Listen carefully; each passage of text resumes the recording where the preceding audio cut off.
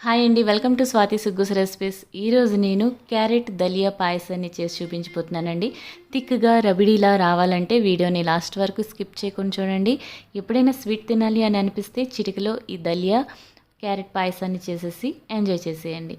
మరి ఈ డిలీషియస్ పాయసం రెసిపీ చూడాలి అంటే వీడియోలోకి వెళ్ళిపోవాలి. ముందుగా స్టవ్ పైన ప్యాన్ పెట్టుకోవాలి. ఇందులోనే 1 టేబుల్ స్పూన్ వరకు నేతిని యాడ్ చేసుకోవాలి.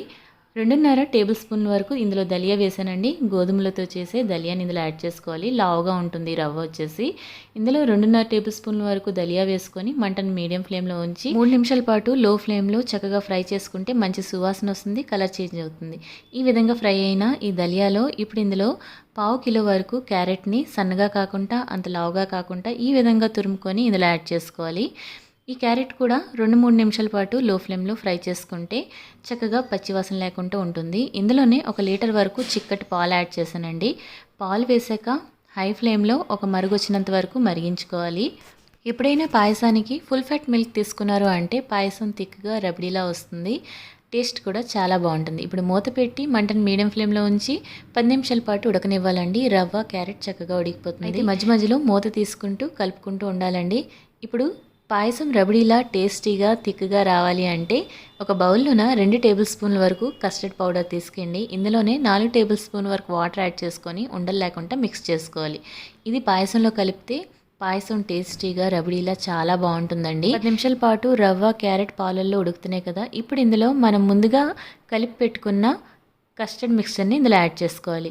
వేసాక 2 నిమిషాల పాటు కంటిన్యూస్గా కలుపుతూ ఉండాలండి హై ఫ్లేమ్లో. ఇప్పుడు తీపికి పంచదార యాడ్ చేశాను.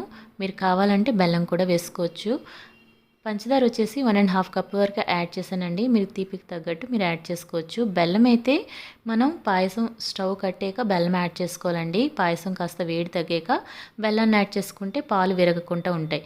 పంచదార కరిగి ఒక 2-3 నిమిషాల పాటు ఉడకనివ్వాలి. ఆ తర్వాత నేతిలో వేయించుకున్న డ్రై ఫ్రూట్స్ని అయితే ఇందులో యాడ్ చేసుకున్నాను. ఇందులో మీరు నచ్చిన డ్రై ఫ్రూట్స్ అయితే యాడ్ చేసుకోవచ్చండి. నేనైతే జీడిపప్పులు బాదం ముక్కలు నేతిలో వేయించుకొని వేశాను. 2 నిమిషాల పాటు ఉడకనిచ్చి ఆ తర్వాత స్టవ్ కట్టేయాలి. ఈ కన్సిస్టెన్సీలో ఉండేటప్పుడు మనం స్టవ్ కట్టేసామంటే కొద్దిగా చల్లారేక పర్ఫెక్ట్ కన్సిస్టెన్సీతో పాయసం అయితే రెడీ అయిపోతుంది. చూసారు కదా, రబడీలా చాలా చాలా చక్కగా వచ్చిందండి పాయసం వచ్చేసి. తప్పకుండా ట్రై చేయవలసిన రెసిపీ అనమాట. ఎవరైనా గెస్ట్లు వచ్చేటప్పుడు మీకు ఏదైనా తీపి తినాలనిపించినప్పుడు ఇలా ఒకసారి ట్రై చేయండి పాయసం. తప్పకుండా మీకు నచ్చుతుంది. మన ఛానల్లో పాయసం రెసిపీస్ చాలానే ఉన్నాయండి. లింక్స్ అన్నీ కూడా డిస్క్రిప్షన్లో ఇస్తాను, ఒకసారి విజిట్ చేయండి.